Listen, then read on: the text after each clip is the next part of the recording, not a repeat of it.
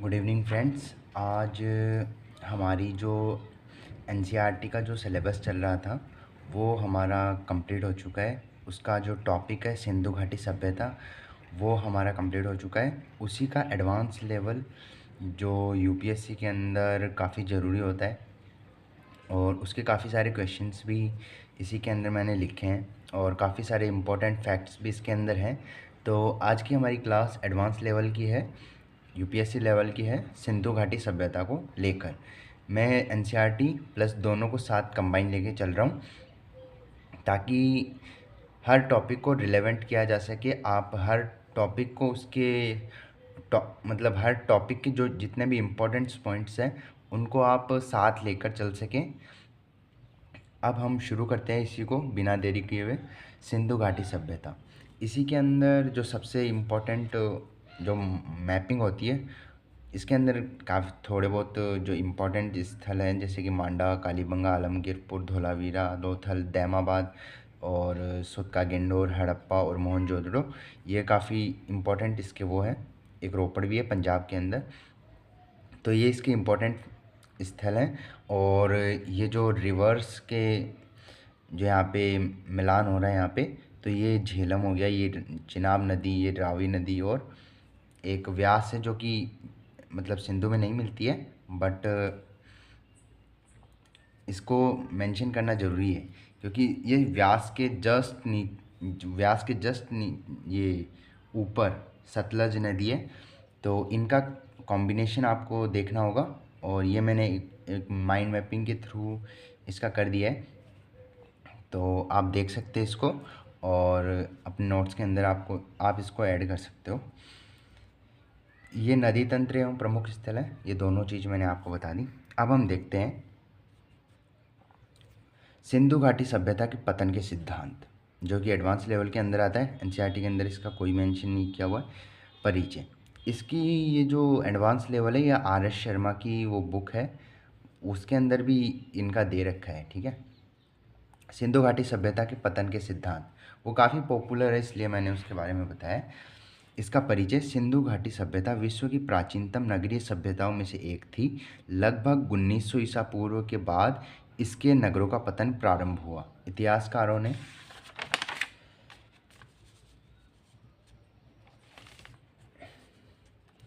इसके पतन के कई कारण बताए लेकिन किसी एक कारण को पूर्णतया जिम्मेदार नहीं माना जाता है।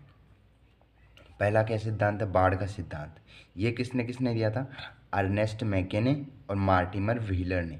मार्टिमर व्हीलर ने इसको कुछ हद तक माना था, बाकी उन्होंने भी अपना जो सिद्धांत है वो दिया है। इसके अनुसार क्या है, कुछ पुरातत्वविदों का मानना है कि बार बार आने वाली बाढ़ों ने विशेषकर मोहनजोदड़ो जैसे नगरों को नुकसान पहुंचाया है। इसके प्रमाण के अंदर बाढ़ से जमा मिट्टी की परतें मिली है और नगरों के पुनर्निर्माण के संकेत मिले हैं। यानी कि इस बाढ़ की वजह से कुछ तो इफ़ेक्ट पड़ा है, इसीलिए तो ये हमें प्रमाण मिले हैं। आलोचना, यानी कि इसकी आलोचना भी हुई है कि सभी हड़प्पाई नगर बाढ़ से प्रभावित नहीं थे, इसलिए यह संपूर्ण सभ्यता के पतन का कारण नहीं हो सकता। नदी मार्ग परिवर्तन का सिद्धांत, ये इन्होंने दिया है H.T. लैम्ब्रिक ने। कुछ विद्वानों के अनुसार नदियों के मार्ग बदलने से कृषि और व्यापार प्रभावित हुई, इसी कारण वो मतलब प्लान कर गए थे। तो ये इनका H.T. लैम्ब्रिक का मत है। इनका प्रमाण है कि घग्गर हकरा, जो कि संभवतः सरस्वती नदी थी, नदी के सूखने के संकेत यहाँ पे मिले हैं और कई बस्तियाँ नदी के तटों के पास थी। ऐसा पहला माना जाता था कि जो पहले सरस्वती नदी थी उसके पास में भी काफ़ी सारी बस्तियां थी। वो जैसे ही नदी सूख गई या उसने नदी ने अपना मार्ग परिवर्तन किया तो वो बस्तियां वहाँ से पतन की ओर शुरू हो गई। उन्होंने अपना प्लान कर गए वो दूसरी जगह पे। अब इसकी आलोचना क्या हुई है कि यह सिद्धांत कुछ क्षेत्रों पर ही लागू होता है, पूरे हड़प्पा क्षेत्र पर नहीं। यहाँ पे हड़प्पा क्षेत्र से लेकर हड़प्पा क्षेत्र जो इसके अंदर दे रखा है वो केवल हड़प्पा नहीं है, हड़प्पा सभ्यता के बारे में, जिसके अंदर मोहनजोदड़ो, लोथल, रोपड़ सब कुछ आ जाता है, चनहूदड़ो, सुत्का गेंडोर, आलमगीरपुर, दैमाबाद, ये सब। ठीक है, तो हम इसको ये एक नहीं मान सकते हड़प्पा क्षेत्र को। हड़प्पा को मतलब, हड़प्पा का यहाँ पे मतलब है कि पूरी सभ्यता, जो सिंधु घाटी सभ्यता है वो पूरी।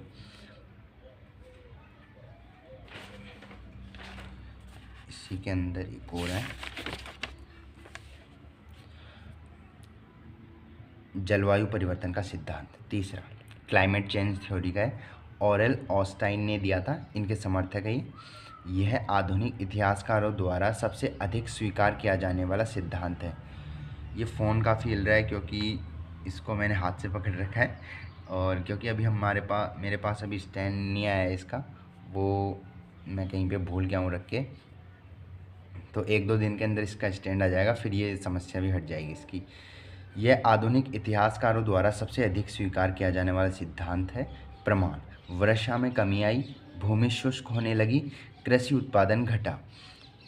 अब इसका परिणाम क्या आया कि खाद्यान्न संकट उत्पन्न हो गया, जनसंख्या का पलायन हो गया और नगरों का पतन शुरू हो गया। ये मैंने नोट्स बनाए हैं, वैसे डिटेल में इसका नहीं लिखा है, ठीक है। तो आपको इतना तो पता ही होगा कि इनके अंदर क्या क्या लिखना है, तो आप अपने हिसाब से, जैसे खाद्यान्न संकट, इसको मेंशन करके वहाँ पे खाद्यान्न संकट आ गया, ऐसा ऐसा कुछ भी लिख सकते हैं, जैसा आपको इसके अकॉर्डिंग लगे, इसके अकॉर्डिंग होना चाहिए वो, ऐसे नहीं कुछ भी लिख दें, ठीक है। फोर्थ जो सिद्धांत है, विदेशी आक्रमण का सिद्धांत, मार्टिमर व्हीलर का। वह ऐसा मानते थे कि इनके कॉन्टेम्प्रेरी, जो भारत के अंदर, उत्तर भारत के अंदर जो आर्यों का आगमन हो चुका था, वो ऐसा मानते थे मार्टिमर व्हीलर, और भी 1-2 और हैं, बट वो इतना मतलब पॉपुलर नहीं है इस सिद्धांत के अकॉर्डिंग। तो मार्टिमर व्हीलर ही एक है ऐसे।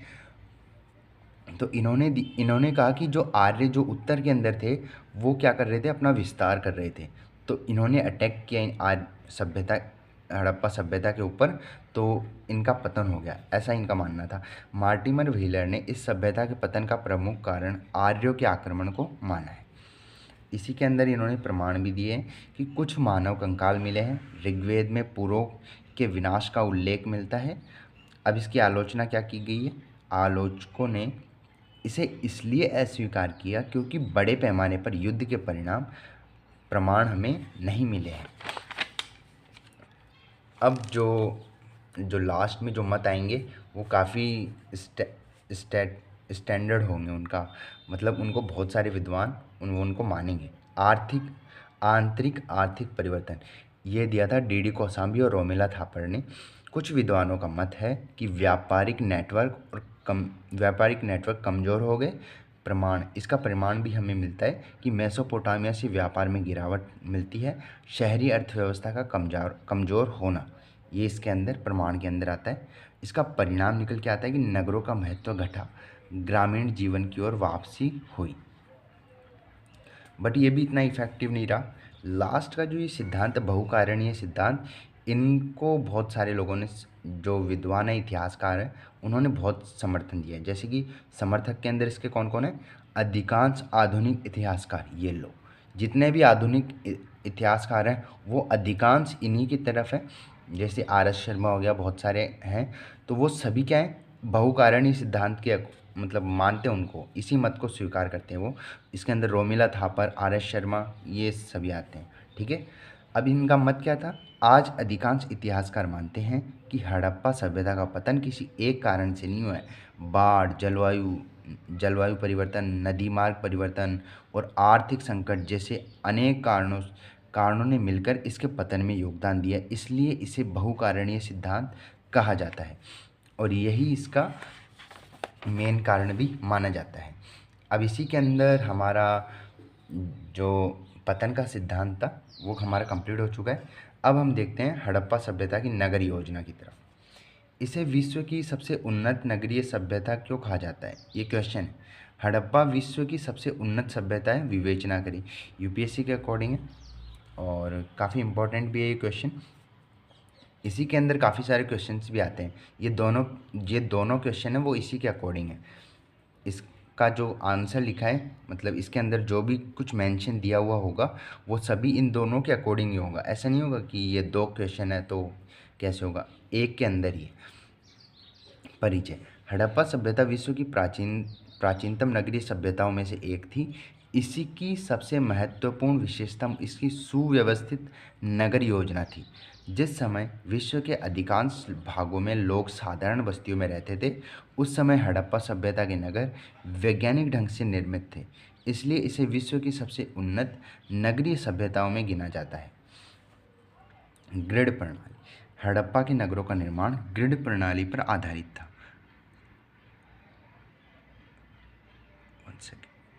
सड़कें एक दूसरे को समकोण पर काटती थी, इससे पूरा आयताकार नगर दिखाई देने लगता था। यह आधुनिक नगर नियोजन की विशेषता मानी जाती है। हर कोई सोचता है कि हमारा भी जो शहर वो ग्रिड प्रणाली की तरह ही बने। और इसका एक एग्जांपल हमारे जयपुर के अंदर भी आता है कि जयपुर का एक हिस्सा है वो इसी के ऊपर आधारित है, इसी प्रणाली के, इसी पद्धति के अनुरूप बना हुआ है। वहाँ पे सड़कें एकदम आयताकार समकोण पर काटती है, एकदम बिल्कुल जैसा इन्होंने कह रखा है ग्रिड पद्धति के अंदर। उदाहरण मोहनजोदड़ो व हड़प्पा। ये ग्रिड प्रणाली के अंदर, पद्धति के अंदर आते हैं मोहनजोदड़ो और हड़प्पा। दुर्ग क्षेत्र और निचला नगर। नगर सामान्यतः दो भागों में विभाजित थे। दुर्ग यह नगर का पश्चिमी भाग था, यह ऊंचाई पर स्थित था। यह माना जाता है कि यह स्थान प्रशासनिक गतिविधियां व धार्मिक गतिविधियों का केंद्र माना जाता था। निचला नगर सामान्य लोगों का निवास स्थान माना जाता था। निचला नगर यह सामाजिक एवं प्रशासनिक संगठन का प्रमाण मिलता है। इन दोनों का जो कॉम्बिनेशन जैसे हम देखते हैं उसी प्रकार से। उत्कृष्ट जल निकासी व्यवस्था, यह हड़प्पा सभ्यता की सबसे बड़ी उपलब्धि मानी जाती है। इसकी विशेषताएं के अंदर प्रत्येक घर से नालियाँ जुड़ी थी। नालियाँ पक्की ईंटों से बनी थी। नालियों पर ढक्कन लगे होते थे। सफाई के लिए निरीक्षण कूप बनाए गए थे। घर की नाली गली की नाली से व गली की नाली सड़क की मुख्य नाली में मिल जाती थी।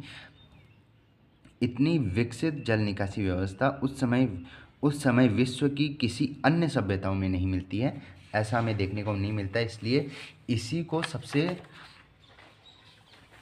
सुव्यवस्थित माना जाता था। जो हड़प्पा सभ्यता, हमारी जो सभ्यता है, सबसे प्राचीनतम और सबसे सुव्यवस्थित। ठीक है। अब इसी के अंदर है मानकीकृत ईंटों का प्रयोग, यानी कि इन्होंने काफ़ी अपना जो लेवल जो जीने का वो काफ़ी स्टैंडर्ड कर रखा था। मानकीकृत ईंटों का प्रयोग भी इन्होंने किया था, करना सीख लिया था उस टाइम पे। पक्की ईंटों का व्यापक उपयोग। ईंटों का अनुपात सामान्यतः 1:2:4 था।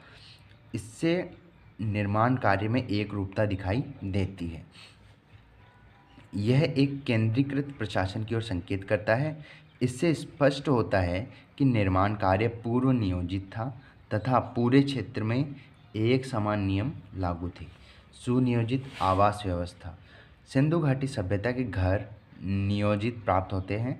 घर में आंगन होते थे, स्नानागार बने होते थे, कुएं उपलब्ध थे, दरवाजे मुख्य सड़क की जगह गलियों में खुलते हैं। जो सुनियोजित आवास की व्यवस्था वो कैसी थी, इस प्रकार की थी। इससे गोपनीयता और स्वच्छता का पालन का पता चलता है कि उन्होंने गोपनीयता की, कोई भी सीधा घर के अंदर नहीं देख सकता है। ठीक है।